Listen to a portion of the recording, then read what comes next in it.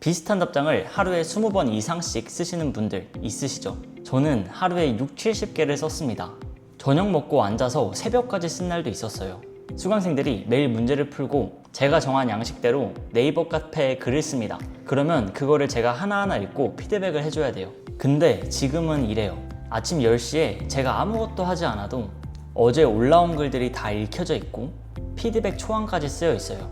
저는 그거를 읽고 고칠 게 있으면 고치고 클릭을 통해서 자동으로 업로드되게 만들어 놨어요. 이 시스템을 활용하고 나서 제 수익이 2배 이상이 뛰었습니다.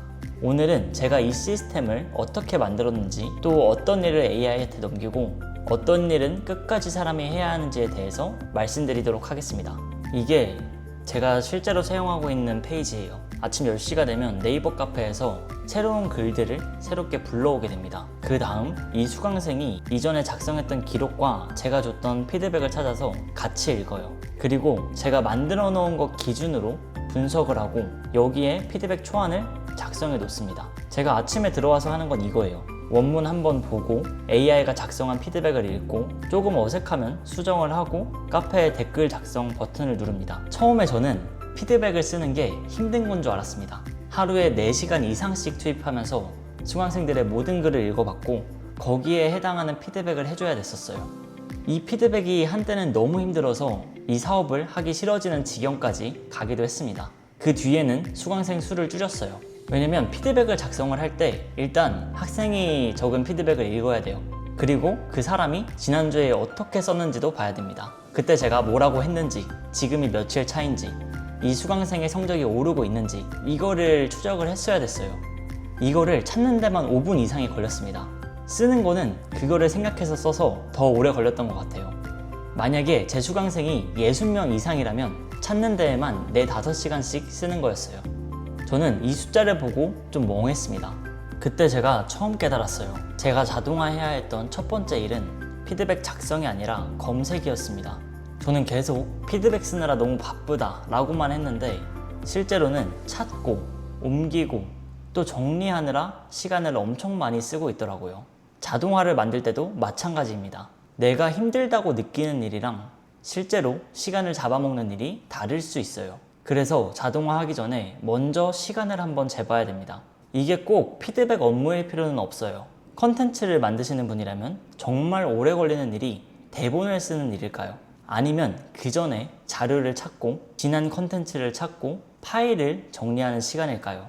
고객 상담을 많이 하시는 분들이라면 답장을 쓰는 시간보다 이 고객이 누구였는지, 전에 어떤 문의를 했고 어떤 상품을 구매했는지 찾는 시간이 더 오래 걸릴 수 있습니다. 자동화를 시작하기 전에 가장 먼저 해야 될 건 AI 툴을 고르는 게 아니에요. 내 시간이 어디에서 사라지고 있는지 그거를 먼저 찾는 겁니다. 그럼 찾는 걸 어떻게 넘기냐? 라고 했을 때 저는 먼저 찾을 게 어디 있는지부터 파악을 했어요. 그래서 제 수강생들마다 파일을 만들었습니다. 물론 AI로 만들면 쉽게 만들 수 있죠. 그리고 그 안에 제가 여태까지 작성한 피드백들을 쭉 쌓았어요. AI가 전부 다 해주더라고요. 이렇게 찾아올 게 애초에 정리가 안 돼 있으면 AI도 찾기 힘들어 할 수 있어요. 저도 이거를 처음에는 몰랐습니다. 그냥 AI 보고 알아서 다 해 라고 했는데 결과물이 다 제가 마음에 안 드는 거예요. 근데 진짜 중요한 거는 제가 이미 수동으로 하는 거를 AI가 확장해 줄 때, 그때 AI가 비로소 빛을 발하기 시작했습니다. 그래서 여러분들도 이거 먼저 해보시면 좋을 것 같아요. 여러분들이 이미 했던 그런 경험들, 실제 데이터들을 한 군데에다가 모으셔야 돼요. 그리고 두 번째는 만들기 전에 이것부터 정해야 돼요. 어디까지 시키고 어디까지만 시킬지를 정해야 됩니다. 저는 제가 하는 일을 이렇게 나눴어요. 피드백을 작성해야 되면은 일단 네이버 카페에서 새 글을 스크랩을 해온다. 두 번째는 그 사람이 작성했던 지난 피드백을 읽는다. 세 번째는 제가 만든 기준에 따라서 이 사람의 데이터를 분석을 한다. 마지막으로 그 데이터 기반으로 피드백 초안을 작성한다. 이렇게까지가 제가 AI한테 시켰던 부분이고, 제가 직접 한 부분은 이제 초안을 고치는 것과 네이버 카페 댓글로 게시하는 그 버튼이었어요. 이 두 개는 왜 안 넘겼냐면요, 피드백을 작성을 하면은 이게 제 수강생한테 바로 가는 글이 돼요. 근데 이게 제 스터디 상품이다 보니까 마지막에 제 생각이나 확인이 없으면은 올릴 수가 없겠더라고요. 그래서 올리기 전에 저한테 무조건 검토를 받을 수 있는 그런 페이지를 만들게 되었습니다. 제 피드백 페이지를 보면은 네이버 카페에서 읽어온 글, 또 AI가 제 데이터를 기반으로 써준 피드백 초안, 이 두 개가 있는데 이 초안 부분을 제가 읽고 고칠 수 있게 해놨습니다. 그리고 나서 클릭 버튼을 누르면 자동으로 네이버 카페 댓글로 입력이 되는 거예요. 그래서 저는 좀 이렇게 생각을 해요. 오래 쓸 자동화는 사람이 마지막에 한 번은 들어가는 구조다. 이렇게요. 그리고 세 번째가 이 시스템의 핵심이에요. 처음에는 그냥 시켜봤어요. 이 글 읽고 피드백을 작성해줘. 그랬더니 약간 뭐 학원 공지 같은 글이 써지더라고요. 너무 당연하고 뻔한 피드백? 저는 그렇게 말하는 사람이 아니었는데 말이죠. 근데 그거는 클로드가 못한 게 아니었어요. 제가 그 기준을 안 줬던 거였습니다. 그래서 저는 제 파일을 하나 추가로 만들었어요. 제가 여태까지 작성한 피드백들, 또 더 추가하면 좋은 것들, 수강생마다 레벨을 판정해줘야 되는데 그 레벨을 판정하는 기준이 된 파일, 그 파일들을 만들어서 제 피드백 규칙으로 적어뒀습니다. 그래서 피드백을 작성할 때 제가 시킨 그 규칙 파일을 읽고 쓰기 때문에 제 말투가 들어가고 제가 쓰는 양식대로 들어가게 되었습니다. 따라서 매번 쓸 때마다 이거 해라 저거 해라 시킬 필요가 없어요. 사실 이 파일 쓰는데 가장 오래 걸렸어요. 아마 대부분 그냥 클로드 코드가 알아서 해줄 거라고 생각을 하는 것 같아요. 근데 저는 이 자동화를 시키는 과정에서 어마어마한 시행착오가 있다고 생각을 합니다. 저도 지금 이 피드백 시스템을 적용한 지 한 4달 정도 된 것 같아요. 근데 그 과정에서 결과물이 안 나와서 답답했던 적이 어마어마하게 많았습니다. 그때마다 포기하지 않고 계속 규칙을 입력해 줬어요. 그랬더니 지금은 거의 제가 고치는 것 없이 발행이 되고 있습니다. 그래서 어떻게 적었는지 간단하게 말씀드리자면 우선 제가 예전에 쓴 피드백을 한 20개 이상을 쫙 나열해 뒀어요. 그리고 클로드한테 물어보는 겁니다. 이걸 읽어보고 내가 보통 피드백을 쓸 때 어떤 규칙으로 쓰는지를 알려줘. 그 규칙을 찾아줘. 그랬더니 제가 피드백 쓸 때 몰랐던 그런 규칙들까지 나오더라고요. 저는 매번 피드백을 작성할 때 잘한 거를 먼저 말하고 또 레벨을 말하고 잘못한 걸 말하고 고칠 거를 말하고 있었어요. 근데 그런 줄 몰랐습니다. 그래서 새롭게 피드백 규칙을 만들 때는 클로드가 분석한 내용을 기반으로 작성해달라고 하는 거예요. 그리고 절대 쓰지 말아야 할 문장도 적었어요. 예를 들어서 얘가 정답률 같은 그런 숫자로 사람들을 평가도 하더라고요. 그런 것들을 하지 말라고 했습니다. 근데 이런 거를 안 적어두면은 AI는 제가 직접적으로 시킨 게 없기 때문에 그냥 막 쓰는 거예요.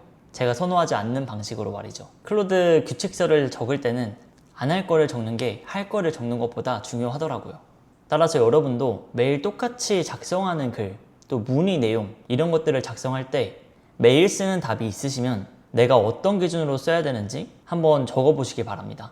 마지막이에요. 저는 이거를 매일 10시마다 저절로 돌게 만들었어요. 여기까지 해야 자동화입니다. 이것까지 안 하면은 그냥 제가 실행하는 프로그램이라고 보시면 돼요. 순서는 2개예요. 먼저 카페를 읽으면서 새 글이 올라왔나 보고 그 글을 스크랩을 합니다. 그 다음에 가져온 글들에 대해서 피드백 초안을 작성해줘요.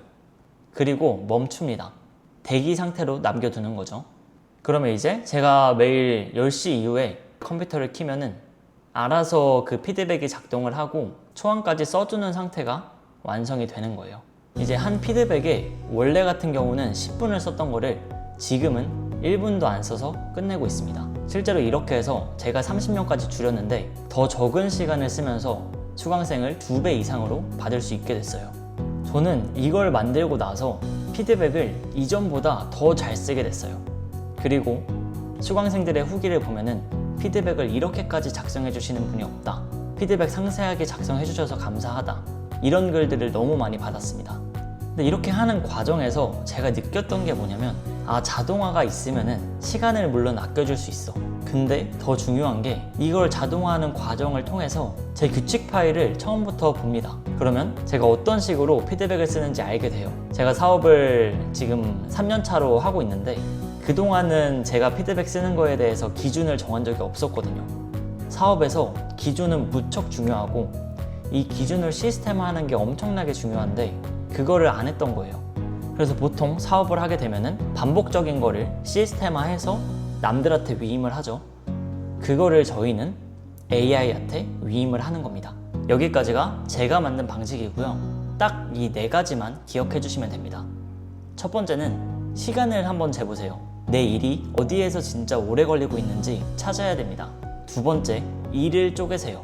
업무 전체를 AI한테 던지지 말고 작은 단계로 나눠야 합니다. 세 번째, 내 기준을 파일에 넣으세요. AI가 무엇을 해야 되는지도 적어야 되지만 무엇을 절대 하면 안 되는지도 꼭 적어줘야 됩니다. 네 번째, 반복해서 자동 실행되게 만들어야 돼요. 그리고 마지막으로 고객에게 전달되거나 중요한 의사결정이 필요한 부분에서는 어디까지 AI가 하고 어디에서 사람이 들어갈지 그 경계를 정하시면 됩니다. 제가 자동화를 만드는 이유는 그냥 일을 덜 하기 위해서만은 아니에요. 반복하는 일에 쓰던 시간을 줄이고 제가 더 잘할 수 있는 일에 그 시간을 쓰고 싶기 때문이에요. 저는 지금도 수강생이 어떻게 하면 빠르게 성장할 수 있는지, 더 좋은 컨텐츠를 어떻게 하면 만들 수 있는지 이런 일은 직접 하고 싶어요. 제가 이 채널에서 계속 보여드리고 싶은 것도 이러한 이유 때문입니다. 여러분도 오늘 반복해서 하고 있는 일 한 가지를 딱 골라보세요. 그리고 바로 자동화 시키려고 하지 말고 그 일을 한번 쪼개보세요. 그 중에서 이건 내가 정말 해야 하나 싶은 일 하나부터 자동화를 한번 시켜보시기 바랍니다. 앞으로도 제가 실제 사업에서 적용해보고 효과 있었던 시스템들을 계속해서 보여드리도록 하겠습니다. 오늘 영상이 도움이 되셨다면 구독과 좋아요 부탁드립니다. 감사합니다.